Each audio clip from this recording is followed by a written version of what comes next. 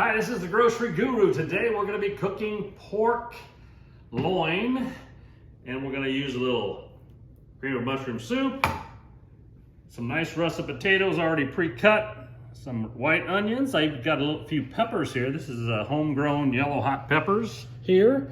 Some mushrooms I had left from my last week's bargains, and then I got a few carrots to cover my vegetable spot. Got my favorite roasted garlic seasoning, Weber, and that's what we'll be using today.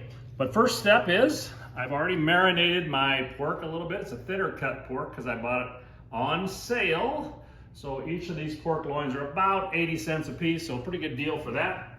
They are a little thinner though, so I put a little soy sauce on that to marinate. And so our first step is to sear it a bit and get ready for our final spot.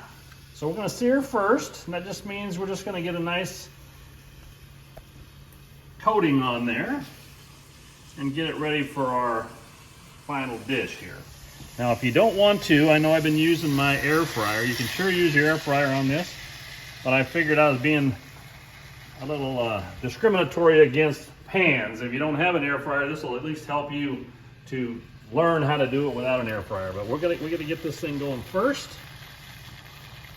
and then we'll move from there. Okay, we got it seared on the one side, so we're looking good. We just want to get it off of here so we can get our onions cooked. I'm going to soften them up a little bit first, so I'll take my seared pork off. And so we'll be cooking some more of that once we get our onions set. We need to get a little oil for the onions so they don't get too brown. So we'll grab our onions.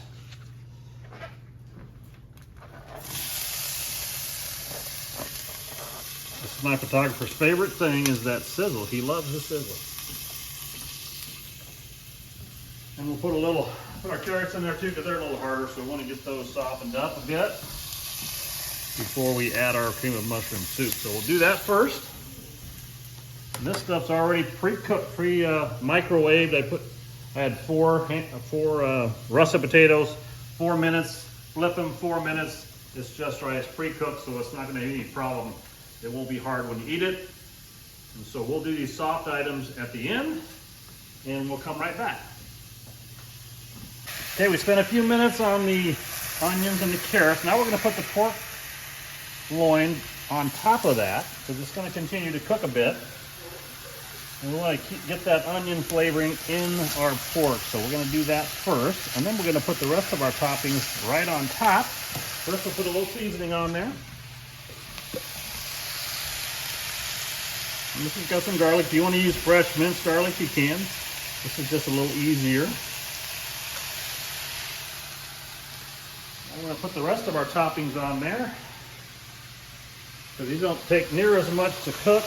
All right, our peppers, we'll spread those around a bit. And our mushrooms. And you don't have to use that many mushrooms. We like them, and we need to get these used up, because I've had them for a little bit. So I wanted to get them used up. And finally, our potatoes, we'll set that right on top. And we do it this way because each of these items don't need as much cooking. So every item from each layer needs a little bit different level of cooking. Once we get that done, now we got to start with our cream of mushroom soup, which is right out of the can, so no problem there. We're just going to mix this.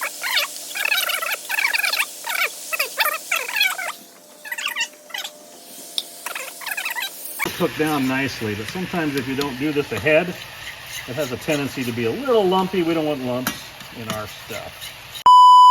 So now we're going to put this on top.